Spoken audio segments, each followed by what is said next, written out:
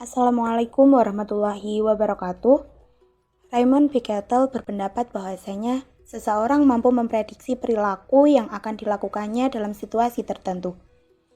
Dari apa yang dikatakan oleh Raymond Picatel dapat disimpulkan bahwasanya kepribadian yang dimaksud adalah fokus dengan seluruh bentuk perilaku, baik perilaku dari dalam maupun luar. Maka dari itu, perkenankanlah kelompok kami untuk memaparkan materi mengenai psikologi kepribadian menurut Raymond Picatel. Sebelum memasuki pemaparan yang pertama, izinkanlah kami memperkenalkan diri dari kelompok psikologi kepribadian Raymond Picatel. Yang pertama, Septiana Putri Dwi Sukmawati dengan NIM akhir 023, Ega Yanti dengan NIM akhir 044, Revinda Putri Nur dengan NIM akhir 059, Rizky Wulan Agustin dengan NIM akhir 085, dan yang terakhir Lailatun Fajri dengan NIM 116. Memasuki materi yang pertama, teman-teman. Materi pertama ini mengenai biografi. Namanya adalah Raymond Bernard Picatel atau yang biasa disebut dengan Hans G. Eycksen.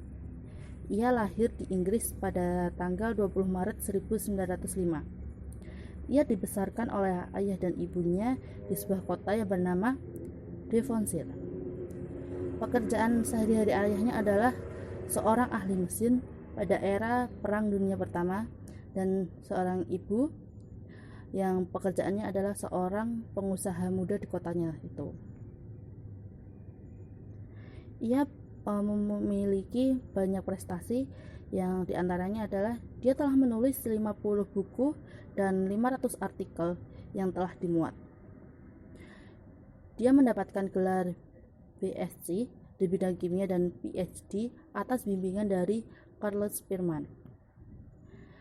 Beliau meninggal pada usia 93 tahun, lebih tepatnya pada tanggal 2 Februari 1998.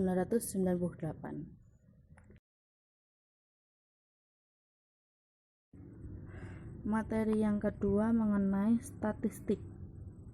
Nah, umumnya pakar kepribadian membangun teori dengan mengumpulkan proposisi-proposisi yang kemudian secara deduktif dibuat hipotesis-hipotesis untuk diujikan. Nah, Picatel ini memakai pendekatan yang berbeda, yaitu dengan memanfaatkan statistik secara optimal. Picatel tidak memakai dari proposisi, tetapi ia berangkat dari pengamatan eksperimen untuk kemudian disimpulkan bahwa secara induktif.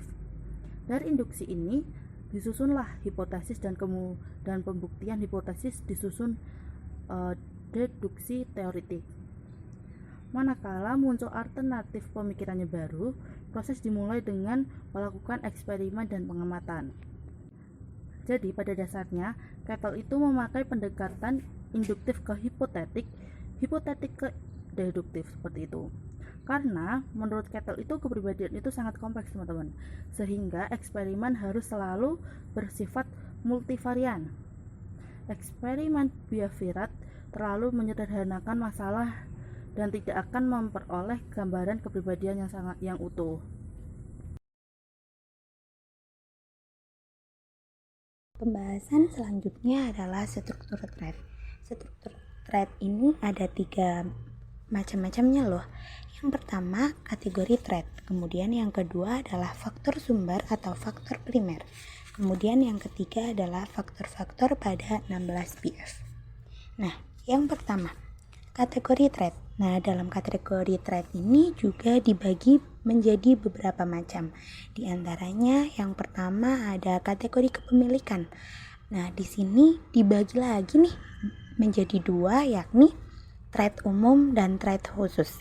Trait umum adalah trait yang dimiliki oleh semua orang dalam tingkatan-tingkatan tertentu. Misalnya, intelijensi, introversi, dan suka berteman. Nah, sifat-sifat universal dari trait umum ini dilatar belakangi oleh hereditas manusia yang kurang lebih sama. Kemudian pada kategori kepemilikan ada Yang kedua yakni trait khusus adalah trait yang dimiliki satu orang saja. Bisa juga dimiliki oleh beberapa orang dengan kombinasi antar trait yang berbeda. Nah, kategori yang kedua setelah kategori kepemilikan adalah adanya kategori kedalaman. Dalam kategori kedalaman ini dibagi menjadi dua lagi. Yang pertama dibagi menjadi tiga. Yang pertama diantaranya adalah trait permukaan, kemudian trait sumber, dan kategori modalitas ekspresi. Apa sih trait permukaan itu? Trait permukaan adalah sifat yang tampak yang menjadi tema umum dari beberapa tingkah laku. Sedangkan trait sumber adalah elemen-elemen dasar yang menjelaskan tingkah laku. Sifat ini tidak dapat disimpulkan langsung dari amatan tingkah laku dan hanya diidentifikasi memakai analisis faktor. Kemudian yang ketiga pada kategori kedalaman adalah kategori modalitas ekspresi. Di antaranya ada trait kemampuan, temperamen, dan dinamik. Apa sih itu semua?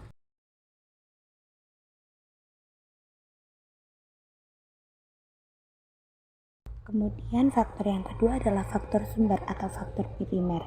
Cattell meneliti trait sumber dengan mengumpulkan 4.000 sifat manusia. Sebagian besar diperoleh dari kamus yang disusun oleh Alport dan Aubert, yang kemudian ia ringkas dengan cara mengelompokkan sifat yang mirip dan menghilangkan istilah asing dan metaforik menjadi 200 sifat. Dari 200 sifat itu diperas lagi menjadi 35 sifat. Nah, 35 sifat ini dibagi menjadi dua. Ada yang 23 dan ada yang 12. Dari 23 sifat primer ini, dari populasi normal ditemukan 16 sifat primer yang satu dengan lainnya saling asing. 16 sifat sumber atau sifat primer ini dinamakan dengan 16 faktor primer oleh Cattell. Kemudian dijadikan dasar untuk mengembangkan instrumen pengukuran kepribadian yang terkenal, yakni 16 personality factor questionnaire. Faktor yang ketiga adalah adanya faktor-faktor pada 16 PF. Apa aja sih 16 PF itu? Yang pertama, faktor A. Faktor A itu faktor yang paling besar proporsinya, mirip dengan polarisasi tipe schizotypes, kilotypes dari Klestemer. Tipe research, schizotypes adalah orang yang menarik diri halusinasi, cenderung mempunyai bentuk tubuh tinggi kurus. Kemudian faktor B. Faktor B itu faktor yang berhubungan dengan kecerdasan dan kemampuan berpikir pada umumnya. Faktor C, faktor yang ditemukan melalui analisis faktor, mirip dengan konsep kekuatan ego pada psikoanalisis.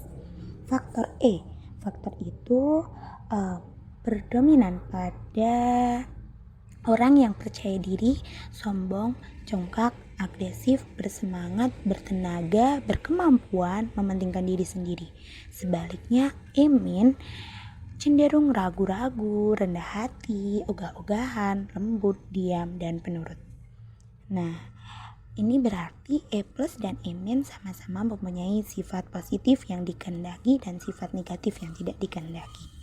Faktor F, faktor yang proporsinya paling besar pada masa anak-anak dan tetap penting pada usia dewasa.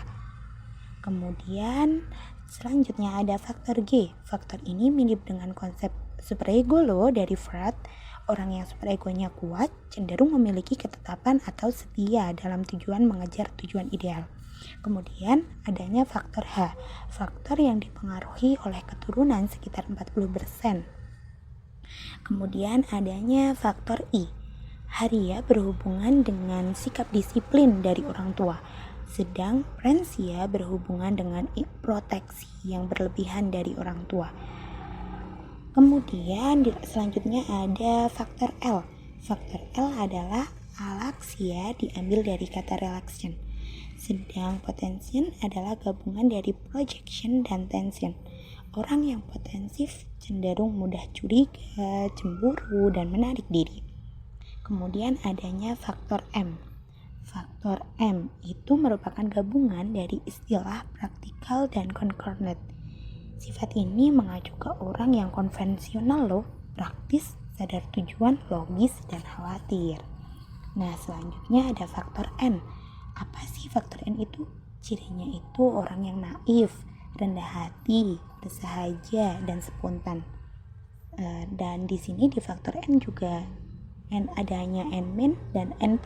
N- itu yang seperti ciri-ciri yang tadi, sedangkan N+ itu bercirikan materialis, cerdik, berpandangan luas, dan pintar. Nah, selanjutnya ada faktor O. Di sini juga ada O- dan O+. O- ini orang yang percaya diri, ulet, tabah, dan tenang. Sedangkan O+ adalah trait yang ditemukan pada orang-orang patologis alkoholik, kriminal, manis, depresif. Yang terakhir adanya faktor Q. Faktor Q ini juga dibagi menjadi 4. Q1 konservatif radikalinus, Q2 globe adherence, Q3 low integration, dan Q4 allergic tension. 4 faktor ini proporsi pengaruhnya terhadap tingkah laku hanya kecil. Semuanya menjelaskan tentang self, dan satu dengan yang lain saling berhubungan walaupun bentuk sifatnya berbeda-beda. Orang yang konservatif cenderung terikat dengan kelompok, integrasi dirinya kurang sehingga lebih santai dalam memperjuangkan sesuatu. Sebaliknya, orang yang radikal cenderung mandiri, percaya diri, dan bersemangat. Selanjutnya itu ada dinamika trait. Dalam pembahasan mengenai struktur trait, dinamika trait muncul sebagai salah satu klasifikasi trait. Dinamika dalam hal modalitas ekspresi sebagian besar terikat dengan temperamen, di mana orang hanya berbicara tentang fenomena kekuatan dari suatu kegiatan.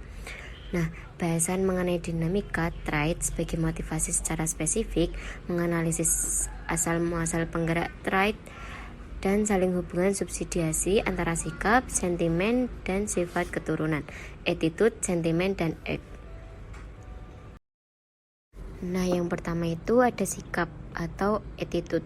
Sikap atau attitude bukan pandangan tentang sesuatu, menolak atau menerima, senang atau tidak senang, tetapi sikap adalah konsep tentang tingkah laku spesifik atau keinginan untuk bertingkah laku tertentu sebagai respon terhadap suatu situasi.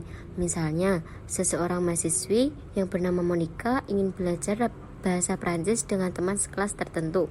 Itu adalah sikap. Seperti semua attitude, pada peristiwa itu ada stimulus atau situasi tertentu. Kurikulum bahasa Prancis. Nah, intensitas tingkat keinginan mengikuti kelas, dan responnya pilihan teman dan objek kelas bahasa Prancis. Sikap itu kemudian akan berperan sebagai motivator tingkah laku belajar bahasa Prancis. Selanjutnya itu ada sentimen. Sentimen sering disebut juga Kettle Sams, akronim dari Socially Shaped Ergic Manifold, yaitu bermacam-macam act yang dibentuk secara sosial. Sentimen adalah organisasi struktur keseimbangan attitude yang memperoleh energi dari act tetapi dibentuk oleh hasil belajar. Nah, sentimen merupakan sumber motivasi yang penting karena kecenderungannya mengorganisir diri di sekitar institusi sosial yang menonjol, misalnya karir, agama, atau di sekitar orang yang penting itu ada orang tua, pasangan, self. Dia dibutuhkan oleh lingkungan sosial dan memuaskan beberapa ERG pada saat yang sama. Attitude ada. Selanjutnya itu ada sentimen. Sentimen sering disebut juga Kettle Sams, akronim dari Socially Shaped Ergic Manifold, yaitu bermacam-macam act yang dibentuk secara sosial. Sentimen adalah organisasi struktur keseimbangan attitude yang memperoleh energi dari act tetapi dibentuk oleh hasil belajar. Nah, sentimen merupakan sumber motivasi yang penting karena kecenderungannya mengorganisir diri di sekitar institusi sosial yang menonjol, misalnya karir, agama, atau di sekitar orang yang penting itu ada orang tua, pasangan, self. Dia dibutuhkan oleh lingkungan sosial dan memuaskan beberapa ERG pada saat yang sama. Attitude ada.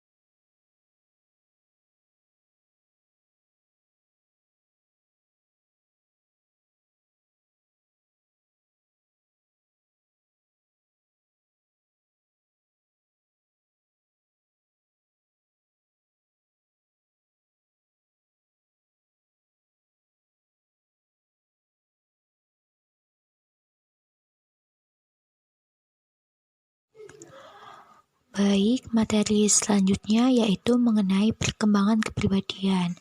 Nah, perkembangan kepribadian ini dibagi menjadi beberapa bagian.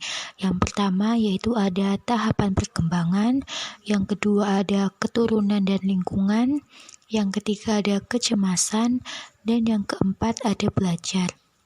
Baik, teman-teman, kita masuk pada tahap perkembangan. Nah, tahap perkembangan ini sendiri juga dibagi lagi menjadi beberapa tahap. Yang pertama yaitu ada tahap bayi atau infansi. Rentang usianya sekitar 0 sampai 6 tahun. Nah, pada periode ini merupakan periode pembentukan yang terpenting dalam perkembangan kepribadian. Pada tahap ini juga individu sangat dipengaruhi oleh orang tua dan saudara-saudaranya, dan secara alami dipengaruhi oleh pengalaman perolehan makanan dan cara membuang kotoran. Kemudian tahap yang kedua yaitu tahap anak atau childhood. Rentang usianya sekitar 6 sampai 14 tahun. Pada tahap ini hanya sedikit masalah psikologis yang timbul, sehingga oleh Kettle disebut periode konsolidasi, yaitu setelah periode bayi yang kritis. Pada tahap ini merupakan awal kecenderungan menuju kemandirian dari orang tua dan meningkatnya identifikasi dengan sebayanya. Kemudian tahap yang ketiga yaitu tahap adolescent. Rentang usianya sekitar 14 sampai 23 tahun. Tahap ini adalah periode yang paling menyulitkan dan menekan. Kejadian kelainan mental, neurosis, dan delinkuensi banyak muncul pada periode ini. Begitu pula konflik di sekitar dorongan kemandirian, keyakinan diri, dan seks. Kemudian tahap selanjutnya yaitu tahap kemasakan atau maturity, rentang usianya sekitar 23 sampai 50 tahun. Secara umum, awal tahap ini ditandai dengan kesibukan, kebahagiaan, dan produktivitas. Pada umumnya, orang pada usia ini sedang menyiapkan karir, perkawinan, dan keluarga. Kemudian, tahap selanjutnya lagi yaitu tahap usia pertengahan atau middle age. Rentang usianya sekitar 50 sampai 60 atau 70 tahun. Nah, tahap ini ada perubahan penyesuaian dalam kepribadian sebagai respon terhadap perubahan fisik, sosial, dan psikologikal. Kemudian tahap yang terakhir yaitu tahap tua atau senility. Rentang usianya sekitar 60 atau 70 sampai dengan meninggal. Tahap ini merupakan tahap final yang melibatkan penyesuaian sejumlah kehilangan sampai dengan kematian, keluarga dan sahabat, pensiun, kehilangan status di masyarakat, kemudian mengikuti perasaan kesendirian dan tidak aman.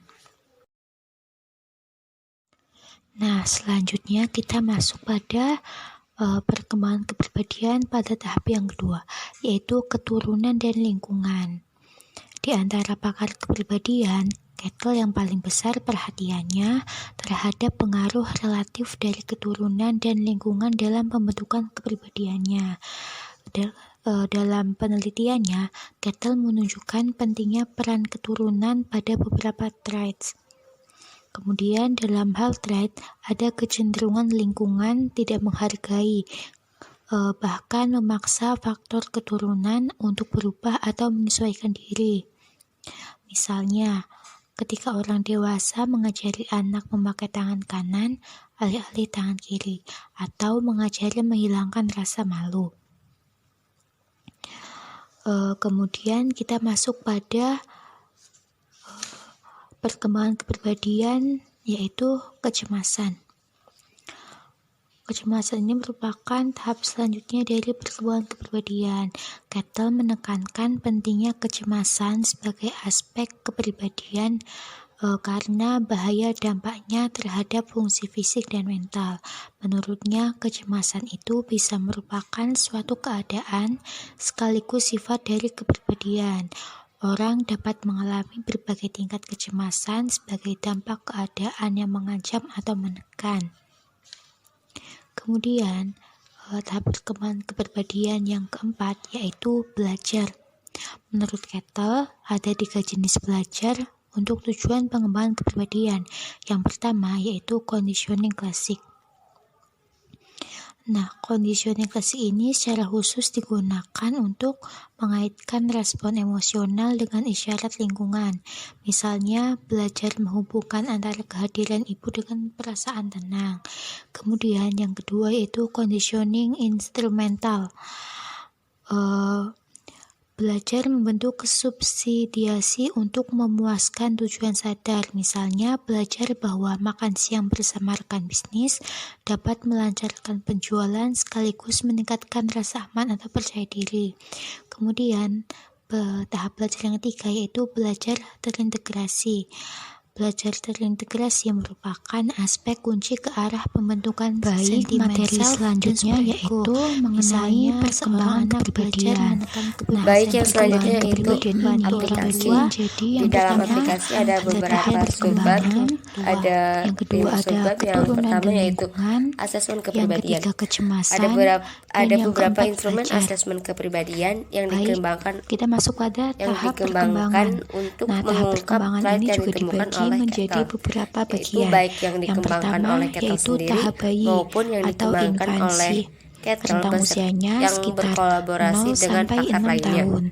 Nah, periode ini merupakan periode Beberapa pembentukan instrumennya yang yaitu terpenting yang dalam pertama perkembangan ada kepribadian. 16 PF Pada atau tahap 16 ini, personality individu factor sangat dipengaruhi questionnaire, oleh orang yaitu tua untuk dan mengungkap trait normal orang saudara-saudaranya, dewasa. dan secara Yang alami kedua, dipengaruhi PSPQ oleh atau pengalaman Preschool perolehan Personality makanan dan Questionnaire, cara untuk yaitu membuang kotoran. asesmen untuk Nah, anak kemudian pada usia 4 pengaruh-pengaruh sampai 6 tersebut tahun. Yang membentuk kedua, sikap sosial, ESPS yaitu Early kekuatan School super ego, Personality perasaan Questionnaire, aman dan tidak yaitu aman, sikap terhadap asesmen otoritas, dan untuk kemungkinan kecenderungan anak usia neurotik. 6 sampai 8 tahun.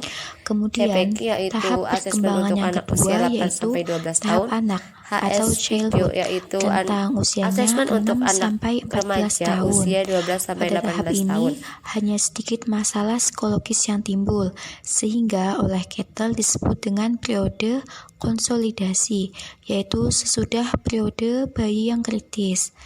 Nah, pada tahap ini ada awal kecenderungan menuju kemandirian dari orang tua dan meningkatnya identifikasi dengan sebayanya. Tetapi problemnya itu tidak besar kalau dibandingkan dengan periode sebelum dan sesudahnya. Kemudian tahap yang ketiga yaitu tahap adolescent, yaitu 14 sampai 23 tahun. Periode ini merupakan periode yang paling menyulitkan dan menekan. Kejadian kelainan mental, neurosis, dan delinkuensi banyak muncul pada periode ini. Begitu pula konflik di sekitar dorongan kemandirian, keyakinan diri, dan seks. Tahap selanjutnya yaitu tahap kemasakan atau maturity. Rentang usianya sekitar 23 sampai 50 tahun. Secara umum, awal tahap ini ditandai dengan kesibukan, kebahagiaan, dan produktivitas. Pada umumnya, orang pada usia ini menyiapkan karir, perkawinan, dan keluarga. Kepribadian cenderung menjadi tidak mudah berubah, lebih mantap kalau dibandingkan dengan masa-masa sebelumnya.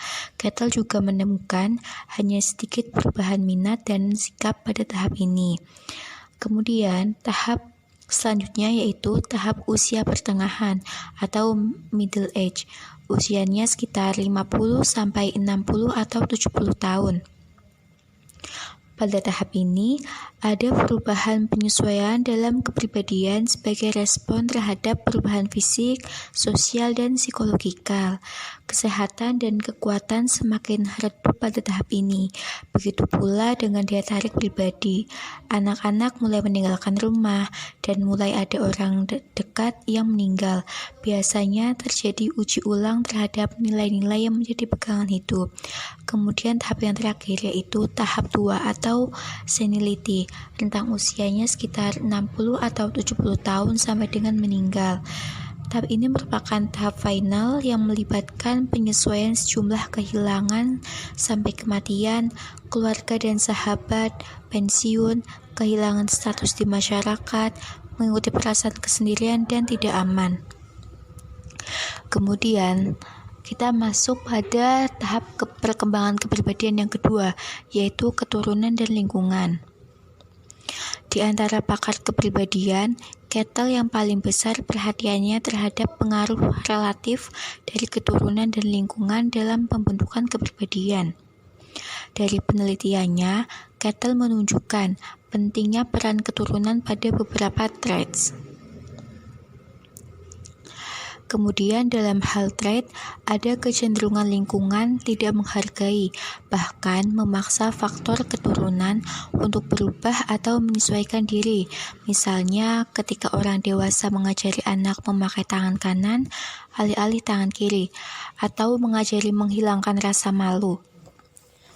Kemudian gejala ini dinamakan Kettle, yaitu sebagai hukum pemaksaan ke arah rata sosial. Nah, ada banyak peranata sosial yang dapat berperan sebagai sumber pembentuk kepribadian. Nah, yang paling penting yaitu keluarga. Peranata sosial lainnya antara lain seperti pekerjaan, sekolah, kelompok sebaya, agama, partai politik, dan juga suku bangsa. Kemudian tahap perkembangan kepribadian yang ketiga yaitu ada kecemasan. Kettle menekankan pentingnya kecemasan sebagai aspek kepribadian karena bahaya dampaknya terhadap fungsi fisik dan mental. Menurutnya, kecemasan itu bisa merupakan suatu keadaan sekaligus sifat dari kepribadian. Orang dapat mengalami berbagai tingkat kecemasan sebagai dampak keadaan yang mengancam atau menekan. Kelemahan dari pendekatan Kemudian, ini yaitu tahap perkembangan kepribadian yang terakhir yaitu belajar. pada Menurut akhir Kettle, kegiatan, ada 3 yakni jenis dalam belajar hal untuk tujuan pengembangan desain item, kepribadian. instrumen, Yang dan pertama ada pemberian conditioning label klasik. Secara Pada khusus analisis digunakan untuk mengaitkan respon Kettle itu emosional ternyata dengan memiliki isyarat pendekatan lingkungan. yang subjektif. Misalnya, belajar tidak menghubungkan antara tidak banyak kehadiran ahli ibu yang dengan mengikuti perasaan jejak tenang. Kettle Kemudian, ketika conditioning yang menyusun teori. kedua yaitu conditioning Pikiran-pikiran Kettle ini tidak instrumental. banyak dikembangkan. Nah, conditioning Ada ini beberapa alasan seperti mengapa belajar membentuk hal itu terjadi. Yang subsidiasi pertama untuk itu memuaskan tujuan sadar. karena Misalnya, belajar kerja Kettle bahwa itu suka makan siang dipahami. bersama rekan bisnis Nah, dapat istilah-istilah melancarkan yang sering penjualan dipakai sekaligus itu meningkatkan anarkis dan rasa amen. aman atau percaya diri. Yang kedua itu Kemudian, walaupun analisis faktor belajar jenis belajar yang ketiga yaitu belajar terintegrasi. yang canggih, Belajar tetapi banyak terintegrasi peneliti yang merupakan berpendapat bahwa aspek hasil kunci ke analisis arah faktornya itu pembentukan tetap sentimen dipengaruhi self dan superego. subjektivitas peneliti. Misalnya, seorang Sehingga anak mereka belajar tetap menekan curiga dan kebebasan hasil diri dan Terima kasih. memilih Kami untuk membantu ucapkan orang tua kepada dosen untuk pengampu menyatakan materi cinta dan psikologi perlindungan kepribadian dari orang yang tua. telah Kettle memberikan tidak kesempatan sungguh-sungguh bagi kami membahas pengaruh untuk memaparkan materi psikologi kepribadian Raymond B. Kettle. Terima kasih juga kami ucapkan kepada teman-teman yang sudah bersedia mengikuti pemaparan materi dari kelompok kami hingga akhir. Harapan kami semoga mendapatkan keberkahan menuntut ilmu dan menjadi manfaat untuk ke depan. Dikarenakan pemaparan kita dirasa sudah cukup, maka kami tutup pemaparannya dengan pantun ya. Siang hari sarapan Indomie. Siangnya makan bubur ketan. Cukup sekian presentasi dari kami. Sampai bertemu di lain kesempatan. See you. Wassalamualaikum warahmatullahi wabarakatuh.